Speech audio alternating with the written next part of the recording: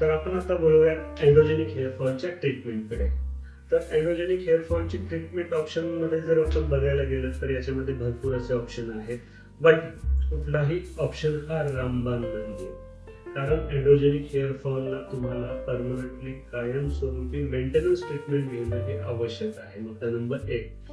आणि लास्ट स्टेजला जेव्हा अँड्रोजेनिक हेअर फॉल जातो, ज्यावेळी परमनंटली हेअर लॉस होतात आणि टक्कल पडतात, त्यावेळी हेअर ट्रान्सप्लांट हे लास्ट ऑप्शन अवेलेबल असतं. बट तेही तुमचं जर डोनर एरिया प्रॉपर जेवढं रिक्वायरमेंट ग्राफ्टची असेल तेवढं जर डोनर अवेलेबल असेल तरच तुम्हाला हेअर ट्रान्सप्लांट ऑप्शन आणि तुमचं अदर फिटनेस असेल तर ते सूट होऊ शकतं.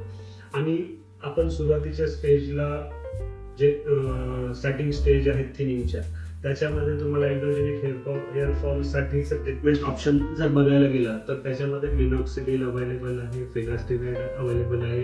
ते बोथ टॉपिकली आणि ओरली सिस्टमिक सुद्धा डॉक्टर तुम्हाला ॲडवाइस करू शकतात.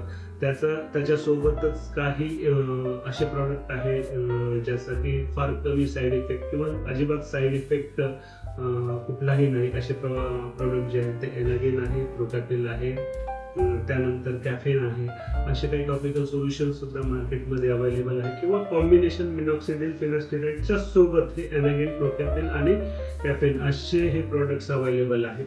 त्याच्यासोबत जर क्लिनिकली तुम्ही अजून ॲडव्हान्स स्टेजला जर तुमचा हेअर थिनिंग असेल आणि तुम्ही क्लिनिकमध्ये येऊन सुद्धा त्याच्यासाठी काही ट्रीटमेंट अधिक ट्रीटमेंट ऑप्शनसाठी जाऊ शकता.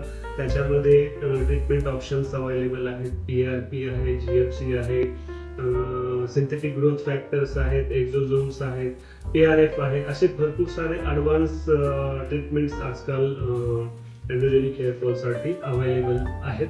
आणि जर मित्रांनो तुम्हाला यापैकी कुठलाही जर हेअर रिलेटेड जर त्रास असेल तर तुम्ही नक्कीच संपर्क करू शकता खाली दिलेल्या नंबरवरती. धन्यवाद.